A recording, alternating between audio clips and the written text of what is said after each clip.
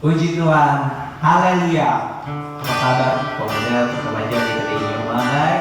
Saya tidak percaya pernyataan Allah yang sempurna ada sampai saat ini bersama dengan kita. Kita mau menaikkan syukur kepada Tuhan, memuji kemuliaan-Nya sebab Dia begitu baik dalam kehidupan setiap kita. Terima kasih Tuhan. Haleluya. Terima kasih.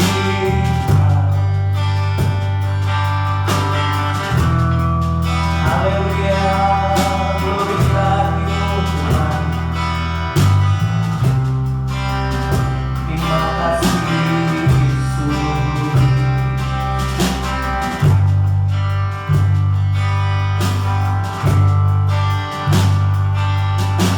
Bermanakah aku datang menjauhi roh yang suci dan sahabat yang kau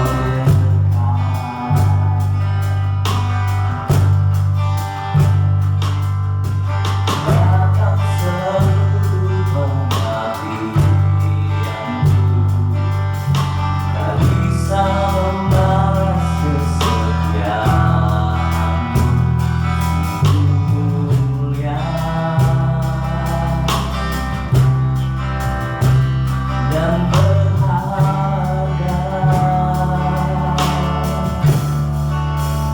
Sungguh besar pengorbananmu bagiku, terlalu dalam untuk dimengerti. Sungguh besar, sungguh indah yang kau pikirkan tentangku, tak terselami bagiku. Sungguh indah.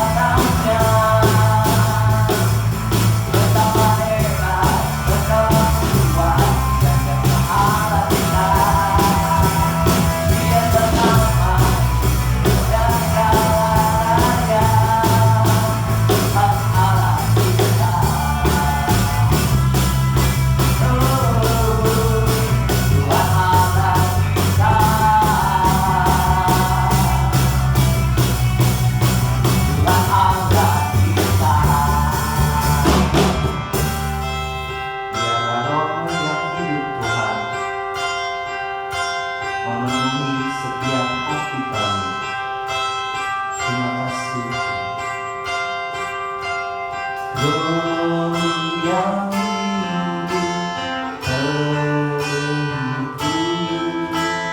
mengalir dalamku,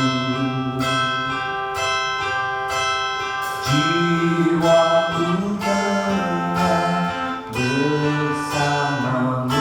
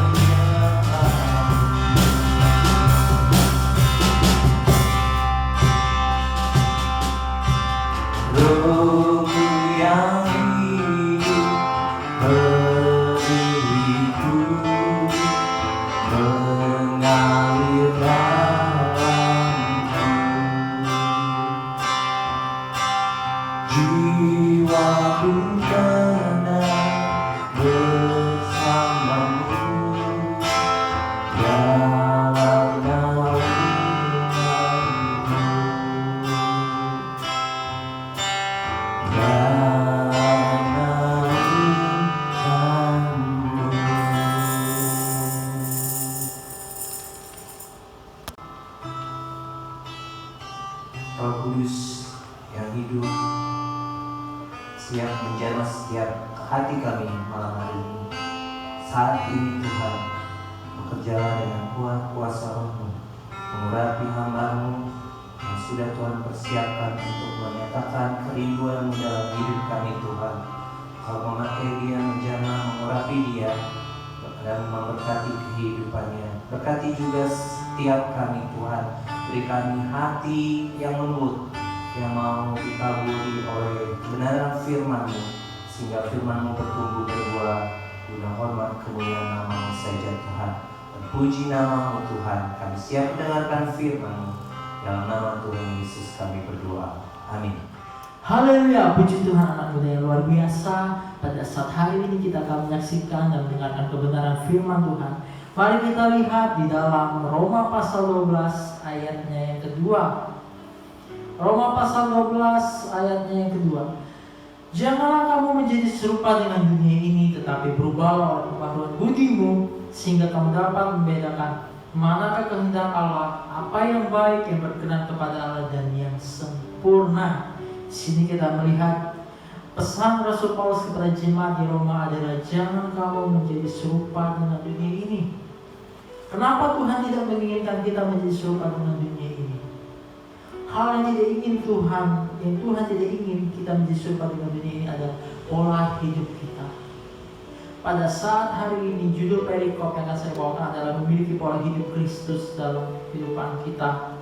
Jangan kita menjadi serupa dengan dunia ini, tetapi berubahlah oleh pembaharuan budimu. Budi ini berbicara tentang akal, pikiran, pola hidup. Kita melihat di sini bahwa dalam pembaharuan budi kita akan bisa membedakan manakah kehendak Allah, apa yang baik kepada Allah. Lalu bagaimana cara kita memperbaharui budi kita?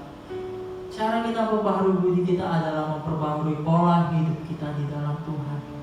Pola hidup seperti apa? Yaitu pola hidup Kristus di dalam kehidupan kita.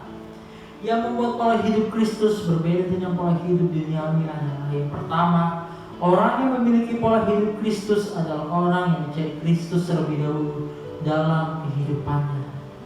Ini adalah hal pertama yang perlu dan penting kita lakukan untuk memiliki pola hidup yang baik. Pola hidup umat Kristiani di dalam Tuhan yang baik, yaitu adalah mencari Kristus terlebih dahulu dalam hidup kita. Seperti apa cara kita mencari Kristus dalam kehidupan kita? Hal yang paling gampang dan paling simpel adalah berdoa, bernyanyi kepada Tuhan, memuji Tuhan, bersyukur kepada Tuhan. Hadir setiap ibadah-ibadah kita, berkumpul bersama-sama dengan teman-teman kita yang akan beribadah kepada Tuhan.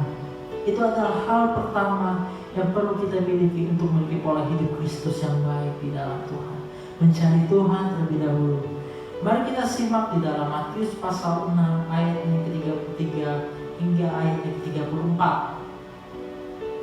Matius pasal 6 ayatnya ke-33 hingga ayatnya yang ke-34. Di sini dikatakan, tetapi carilah dahulu kerajaan Allah dan kebenarannya, maka semuanya itu akan ditambahkan kepadamu. Sebab itu janganlah kamu khawatir akan hari besok, karena hari besok mempunyai kesusahannya sendiri. Kesusahan sehari cukuplah untuk sehari. Di sini dikatakan bahwa carilah dahulu kerajaan Allah dan kebenarannya. Lebih tepatnya saudara, kita mencari kehendak Tuhan, mencari kemauan Tuhan terlebih dahulu dalam kehidupan kita. Baru kita mengutamakan aktivitas kehidupan kita. Itu adalah pola hidup Kristus yang baik yang perlu kita lakukan dalam kehidupan kita, adalah mencari Tuhan terlebih dahulu, mencari wajah Tuhan, bertemu dengan Tuhan terlebih dahulu. Bahkan di saat kita bertemu dengan Tuhan, di saat kita mencari wajah Tuhan, di sini dikatakan janganlah kita khawatir. Orang yang berkata jangan kita khawatir berarti dia memberi jaminan dalam kehidupan kita. Siapa yang memberi jaminan dalam kehidupan kita? Yang memberi jaminan dalam kehidupan kita adalah Yesus. Yesus yang memberi jaminan kepada kita, jangan khawatir.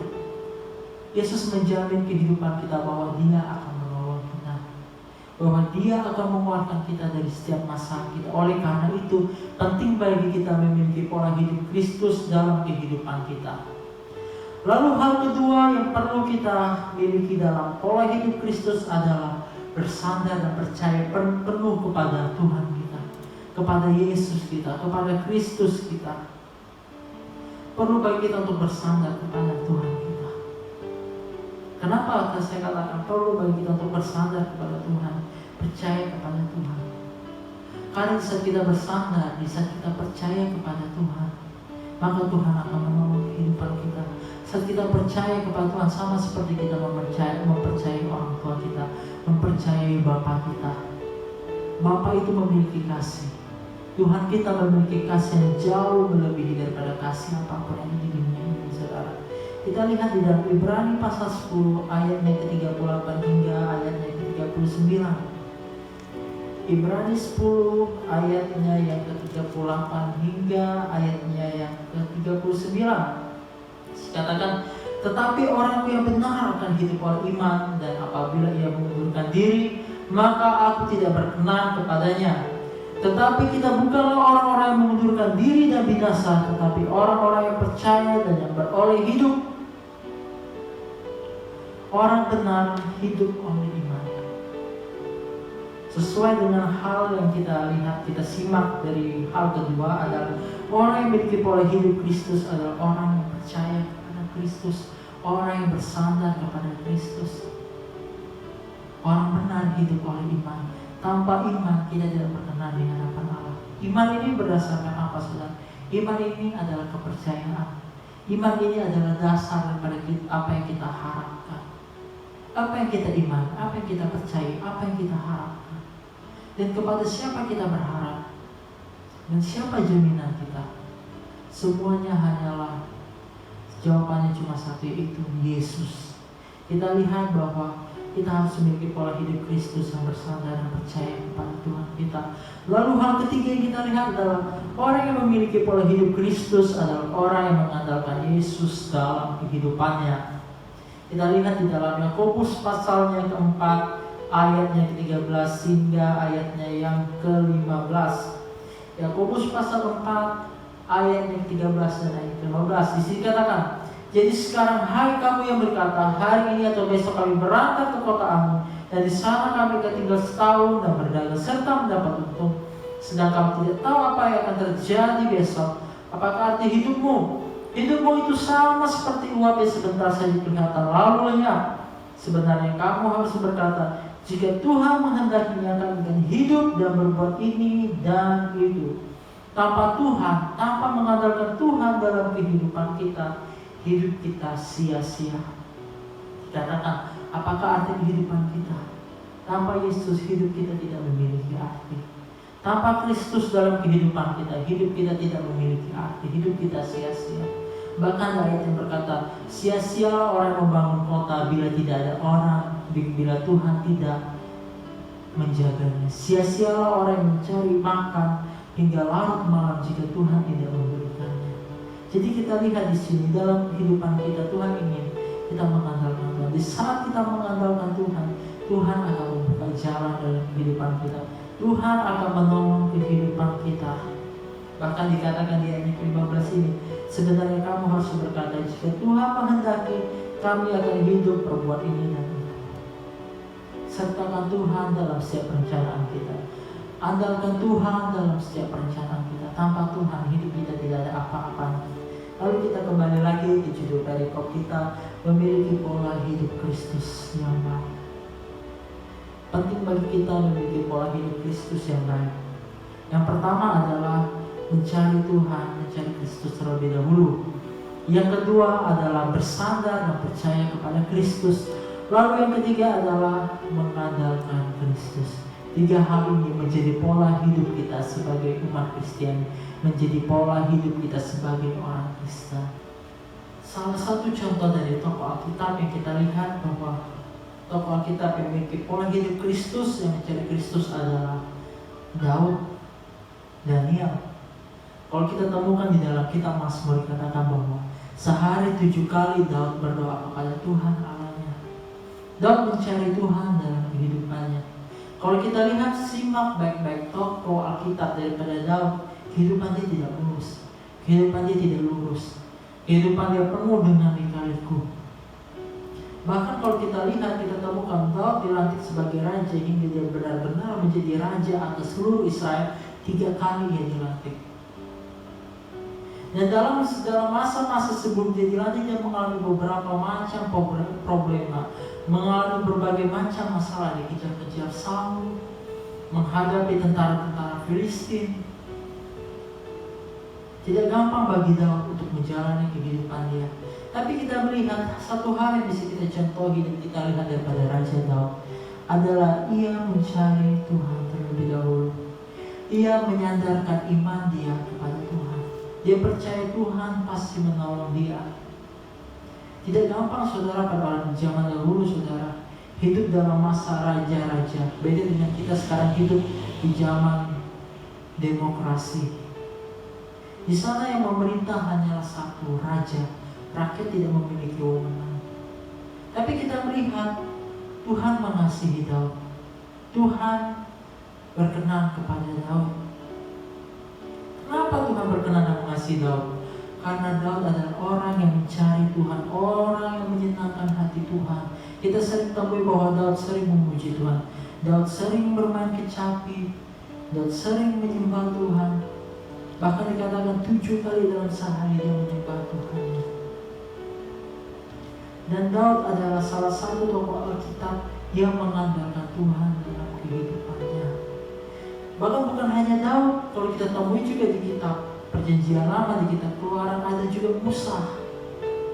Bahkan Musa pernah berkata kepada Tuhan, Tuhan, aku tidak fasih dalam berbahasa lidah, aku tidak fasih dalam berkata-kata. Bahkan ada salah satu dari perkataan Musa yang bahkan sempat dibuat menjadi lagu. Lagu seperti ini. Bila engkau tak besertaku, ku tak mau berjalan. Nyatakan Tuhan kemuliaan-Mu dan berjalanlah denganku. Bahkan Musa pun seorang tokoh Alkitab yang luar biasa pada masanya, yang disegani oleh bangsa Israel pun tidak berani berjalan tanpa Tuhan dalam kehidupannya. Musa tidak berani melangkah tanpa Tuhan dalam kehidupannya. Setiap tanda-tanda mujizat yang dilakukan oleh Musa disertai oleh kuasa Tuhan, disertai oleh Tuhan dalam kehidupannya. Kenapa Musa dapat disertai oleh Tuhan? Kenapa kuasa Tuhan ada kepada Musa? Karena Musa mengandalkan Tuhan dalam kehidupannya. Dia bukan mengandalkan kuatnya, dia bukan mengandalkan pengetahuan dia di Mesir, tapi dia mengandalkan Tuhan. Dia mengandalkan kuasa Tuhan. Dia berserah kepada Tuhan. Jika kita ingin mengalami hadirat dan kuasa Tuhan, kita harus mengandalkan Tuhan dalam kehidupan kita. Jika kita ingin diangkat, ditolong oleh Tuhan, kita harus mencari Tuhan terlebih dahulu. Bahkan tidak hanya Daud, tidak hanya Musa, bahkan Daniel pun sehari 3 kali yang berdoa kepada Tuhan Allahnya. Bahkan saat dikeluarkan perintah bahwa tidak boleh ada siapapun yang menyembah selain kepada Raja, Daniel tetap memegang imannya, tetap memegang kepercayaannya kepada Tuhan. Dia tetap beribadah dan berdoa kepada Tuhan. Sehari 3 kali dia berdoa. Kita melihat memang Daniel ditangkap, Daniel dibuang ke gua singa, tapi Tuhan tidak meninggalkan Daniel. Tuhan tidak menelantarkan Daniel. Justru Tuhan menolong Daniel. Dan kita melihat bahwa tidak sampai Tuhan menolong Daniel, kedudukan posisi Daniel pun diangkat oleh Tuhan. Begitu pula Sadrak, Mesak dan Abednego. Dan kalau kita lihat juga di dalam Ibrani pasal 11 dikatakan saksi-saksi iman, banyak kita temui bahwa tokoh-tokoh Alkitab hidup oleh karena iman mereka kepada Tuhan. Itulah pola hidup Kristus yang Tuhan inginkan dalam kehidupan kita. Seperti Daud yang mencari Tuhan, seperti Daniel yang mencari Tuhan, seperti Musa yang mencari Tuhan.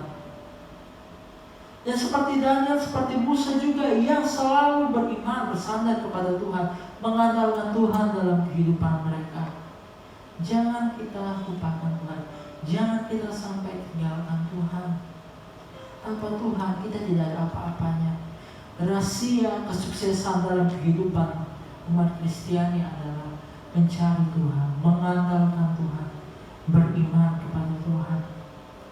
Dalam kehidupan kita mungkin ada yang berkata, tidak gampang untuk berserah kepada, tidak gampang untuk tetap kuat di dalam Tuhan, tidak gampang namanya menjaga doa sehari-hari, tidak gampang namanya selalu beribadah kepada Tuhan. Ada kalanya bilang kami sibuk karena aktivitas, kami sibuk karena pekerjaan, kami sibuk karena kuliah kami sibuk karena sekolah kami sibuk karena usaha kami. Utamakan Tuhan, cari Tuhan terlebih dahulu. Memang tidak gampang, tapi jika kita rela berkorban, rela mengorbankan apa yang berharga bagi kita, rela mengorbankan harta kita bagi Tuhan, rela mengorbankan waktu kita bagi Tuhan, maka Tuhan pun tidak akan segan-segan untuk memberkati kita. Tuhan pun tidak akan segan-segan untuk menolong kehidupan kita. Seperti kita lihat tokoh-tokoh Alkitab, Tuhan tidak segan-segan untuk menolong mereka. Tuhan tidak segan-segan untuk menyatakan mujizat dalam kehidupan mereka. Jangan sampai di antara kita ada yang hanya memegang agama Kristen, tapi tidak memiliki pola hidup Kristus dalam kehidupan kita. KTP kita menunjukkan kita Kristen, tapi kehidupan kita tidak menunjukkan bahwa kita memiliki Kristus dalam kehidupan kita. Jika ada Kristus dalam kehidupan kita, maka kehidupan kita akan diperbaharui. Jika ada Kristus dalam kehidupan kita, maka kita akan mengerti juga rencana dan kehendak Allah dalam kehidupan kita. Kita bisa membedakan apa yang baik dan apa yang tidak baik. Orang yang menjalankan kehendak Allah akan dikasih oleh Tuhan. Orang yang memiliki pola hidup Kristus akan diberkati oleh Tuhan, akan ditolong oleh Tuhan. Andalkanlah Tuhan, andalkanlah Kristus dalam kehidupan kita. Jangan kita tinggalkan Tuhan, jangan kita lupakan Tuhan dalam kehidupan kita. Mau berapapun usia kita, mau sepenting apapun kesibukan kita, aktivitas kita, jangan kita lupakan Tuhan. Kasih Tuhan, rahmat Tuhan menyertai kita semua. Saya tidak perpanjang firman Tuhan pada hari ini.